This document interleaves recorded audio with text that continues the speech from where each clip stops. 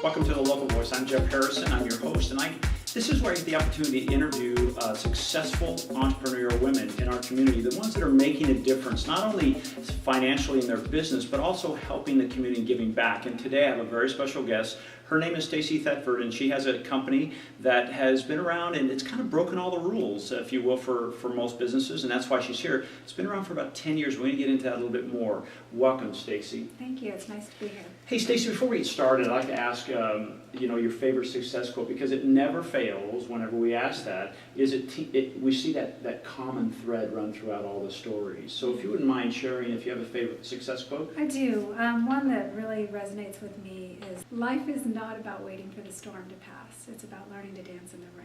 I like that. And the reason that resonates with me so much is because life is always a storm. It's always changing. You just have to be able to roll with that. Now you've picked an industry that it seems like we do a little bit of what you do, but very, very little. But the ones we have, it seems like sometimes it gets stormy in there. So I want to find out a little bit more about that. But before we do, take a moment and tell us a little bit about you and your family and your business, and kind of catch us up with what's going on. Sure. So I've been in the desert for about 28 years. My husband and I moved out here. He worked in law enforcement for the Riverside County Sheriff's Department. So he actually just retired about a year and a half ago as the assistant sheriff for Riverside County. Okay. We raised our two children here, so we have a son and a daughter. Our son is just finishing up his second year of medical school, and our daughter's graduating college this year and headed up to Hewlett-Packard Enterprise. So congratulations. Thank you. Yeah, so we've definitely focused on our family, but we've both had very busy careers as well. Yeah. So. I would imagine, law enforcement's probably very demanding. Very demanding, yes. And then the fact that you own your own business. Tell us a little bit about that. Yeah, so it's funny because I never really set out to own my own business. It just kind of came up to an opportunity where I needed to make a decision if I wanted to switch and go back to working for someone, or if I really wanted to take the leap and do it on my own. And it was a lot. I had a lot of people pushing me to do so. My husband was one person who was like, absolutely, you need to do this. I had a lot of other community people saying, you definitely need to do this. And I think other people had the confidence that I didn't necessarily have at the time. Yeah. So, but it was the best move that I ever made, and I have no regrets. Now you had been in the hotel industry for what, like 11 years? 11 years, yeah. What kind of things did you learn there that helped you transfer that into your business, and those pieces? How did that help you with your business when you first started? So I worked for the Ritz-Carlton, and the Ritz-Carlton had this amazing training program that really taught you about customer service and really ingrained it into their employees and their team. And for me, I worked there. I mean, I kind of grew up there. I worked there from when I was 18 to 30. And so it was just what was embedded into me. And you can take that and apply that anywhere. And I think having that knowledge and treating people with respect and wanting to be able to please everyone and meet deadlines. And, it's not just about doing your job. It's about anticipating the needs of your clients. When you start out in business, I know as an entrepreneur, it's usually clear sailing. There's no rough waters. Oh no, I'm talking about something else. Something else. Take us to a time in the last 10 years, because you're celebrating 10 years of your business being open and successful. Take us to a time where it was difficult. Maybe a time where you said, I just kind of fell flat on my face. And take us like we're there, but then also tell us the lesson you learned from that to get back up and keep going. Well, I think there's always some pitfalls when you're in business, and one of the things that I have found is I'm too nice. And I've been taken advantage of because I'm too nice. And not that I want to change that, because I really do look for the good in people.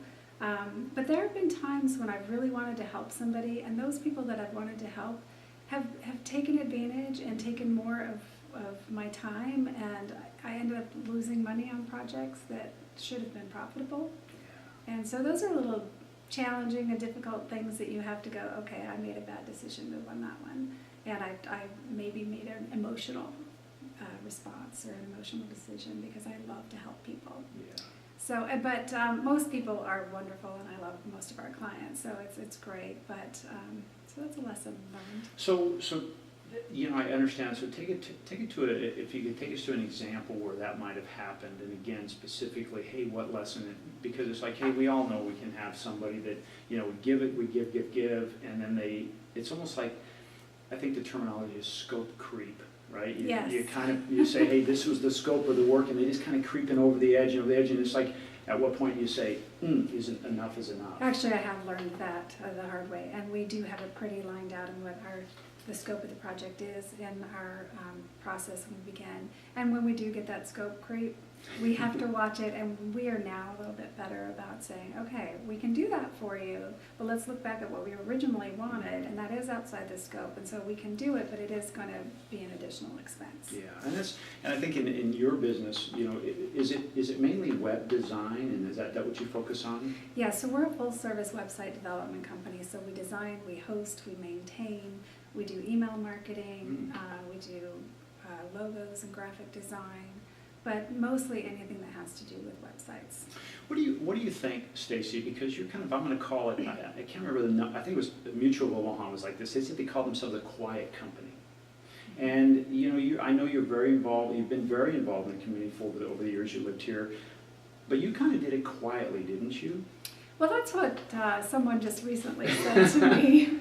But I think that I was very involved in the community. I've been on the board for the Palm Desert Chamber of Commerce for 10 years. Okay. Actually, I did 6 years and then had a break, and then just finishing up my last 4 years. And so I was very involved in the community that way, and that was very integral in getting my name out and getting people to know me and trust me and refer us business.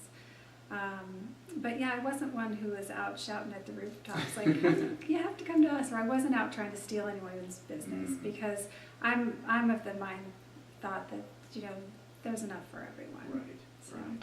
So with that, with the fact that, hey, you did it quietly, did you do 11 years ago when you started, 10 years ago when you started the internet business and the web design, that was kind of still kind of a frontier, kind of the old Wild Wild West, wasn't it? Yeah, well, I actually got involved in website development in 1999, but I didn't actually start my own business till 2006. But it's interesting because of the change in technology is constant, and so you have to change and adapt with it at all times. Is that something that is easy to do? Has it been challenging? Sometimes it's easy, it's just a natural progression. Other times it's a little more challenging because being a small business, we don't have a research and development team, so we're not always out there finding out what the new and exciting things are. And a lot of times we would learn by our clients would say, hey, I saw this, can you do this? And our answer was like, absolutely. Now let's go back and figure out what that is. Exactly. Yeah, we understand that. When you do that, when you started out, now was it just yourself? When I first started out, there was me and I had a couple other teammates, but really it was just me that the community saw, and so a lot of long hours, to put in. How do you, because you said, your family is very important to you, so with that demand of your business, new, and even today I'm sure it's demanding, how do you balance that between raising 2 kids that are in college? One is graduated from college, medical school, that's exciting stuff. But then you also have a very successful business. What's your trick? What's the secret there? Well, I had to learn, because when I first started out as starting a business and working 15-hour days, 6 days a week, and and I worked at home for a lot of those years, and finally my husband says, okay, enough is enough. You need to go get an office, lock the door, and come home, and when you're home, be home. And so I have a little difficulty sometimes because I am a bit of a workaholic. And so I find that I'm working a lot when really something that could wait till tomorrow. So it is a fine balance, but when I started the business, my children were starting middle school and starting high school at the time. And having the flexibility to be able to be there for them when they had a baseball game or when they had an event was invaluable to me because of the flexibility I was able to do that. Yeah. So you had that great core family with your husband supporting you, the kids were there. A lot of times what happens is we tend to find people have a go-to book. a resource. Do you have a favorite book that you sometimes think like you feel like you get off track and you go back to that book and it reminds you? I do, yeah. It's actually Stephen Covey's 7 Habits of Highly Effective People. Yeah, that's a powerful book. And again, now that book's been around a long time. But like customer service, it's timeless, isn't it? It is, absolutely. Like what's your favorite piece out of that, if you don't mind me asking? Out of the 7 habits? Mm-hmm. I think the first habit is be proactive. And it's take responsibility for what you do and not allowing other people to affect you. Meaning that this is actually a 3-day class that I took when I worked back at Ritz-Carlton. And so that's what's really stuck with me, because the habit of not allowing other people affect you, meaning that you can't make me feel angry, you can't make me feel anything. That's how I choose to react to it. And so that one piece has helped me a lot of ways. For one, I taught my children that when they were really young. And that was really what I brought out of it from that time. But once I got into working, because it can be frustrating sometimes, but you have to choose how you respond. Yeah.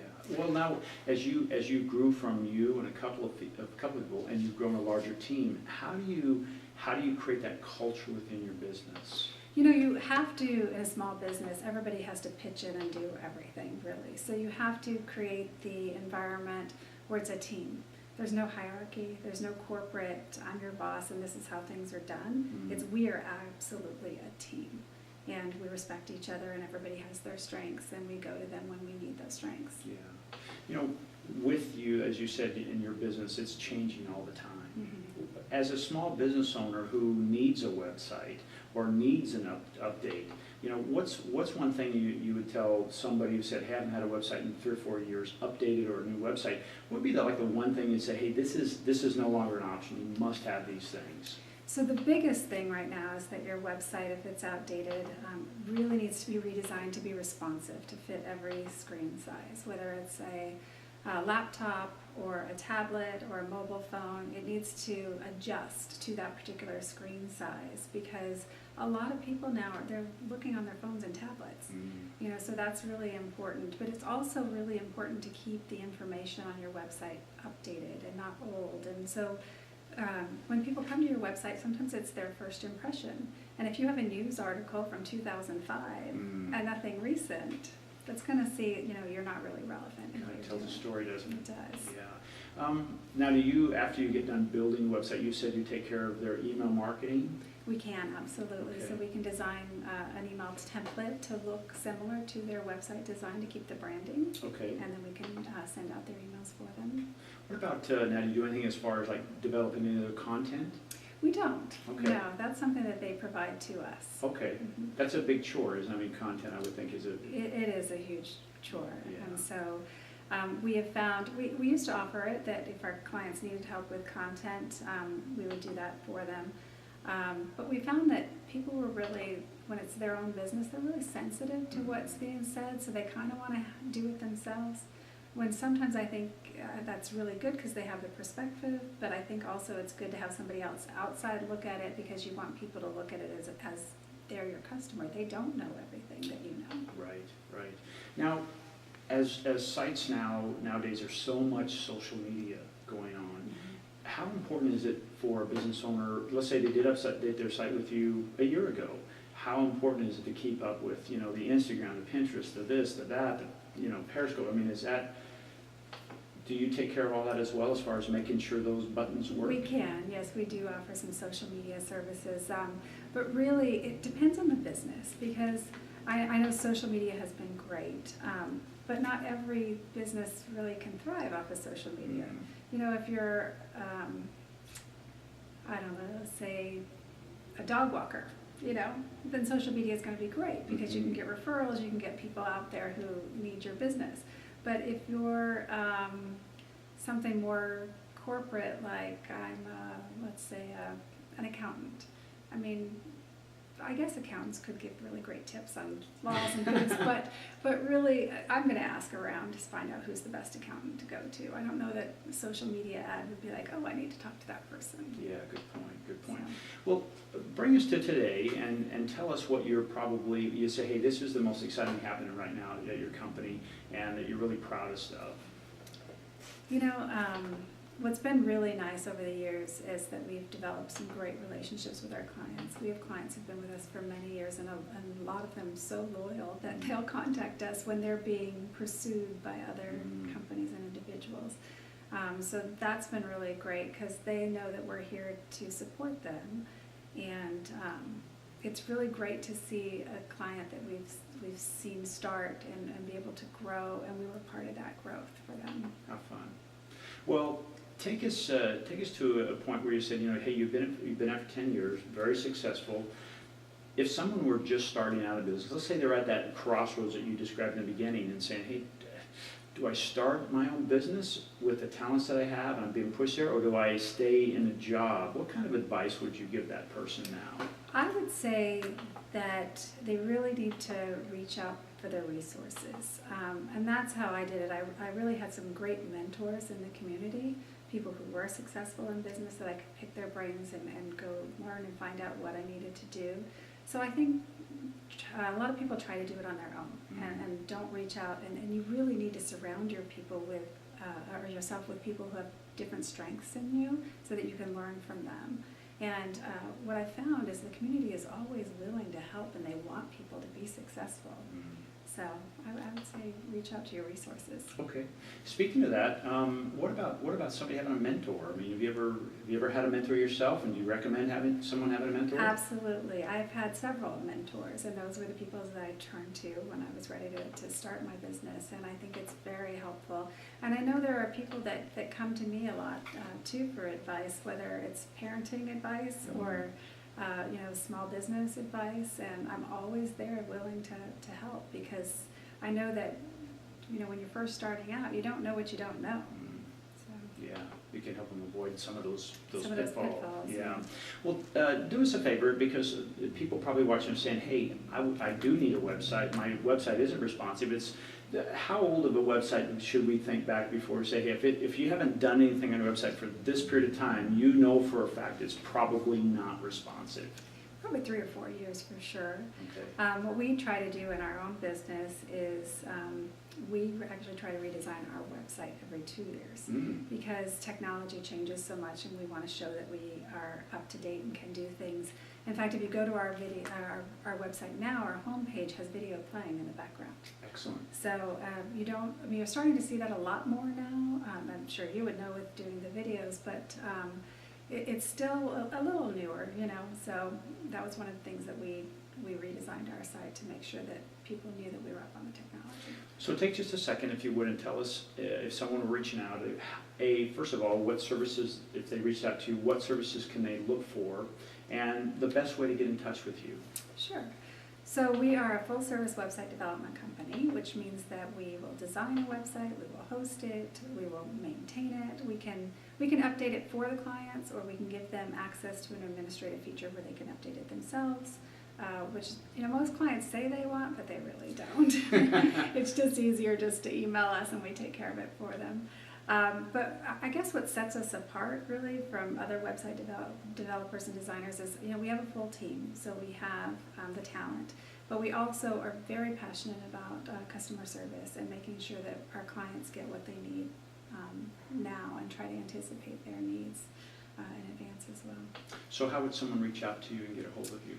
So they can go to our website, which is www.thetfordwd.com. It's a little tough one to spell, but it looks like the T Ford. Okay. WD for webdevelopment.com. Great, and it's on the screen, so you can access that. Can they call you or email you, or is it just best to go to your website? Oh, absolutely. They can give us a call. Our 800 number is 855-TWD-TEAM, and email at hello@thetfordwd.com. Oh, I like that. Instead of info or contact. Yeah. I like that. Hello. Well, Stacy, thank you so much. Before I let you go, any last piece of advice you give someone who's listening today to help them either go to the next level in their business, or really, you said something about starting out. Any last word of advice? Yeah, I think sometimes you have to sit back and reflect and kind of put things in perspective by, if you're trying to make a decision, maybe do a pros and cons list and really kind of know what the end result is in mind, and when you put those pros and cons lists together, decide, is it really going to be worth it for me? Is doing this thing going to get me to that goal? That reminds me of the Ben Franklin closing. I tell you what, he was very successful at that. He would put that line and said, here's why I would, here's why I wouldn't, pros and cons, and he made some great decisions. Yeah. Well, Stacy, thank you so much for joining us today. I really appreciate great information. And again, take advantage of getting a hold of Stacy to have your website updated, and also for her services she offers. She's been doing it for a long time, 10 years. When we think about a small business and how it does not usually make it past that first year, she's done it times 10. So Stacy, thank you so much for joining us. Thank you. Appreciate it. We'll catch you again next time. I'm Jeff Harrison. I'm your host at The Local Voice.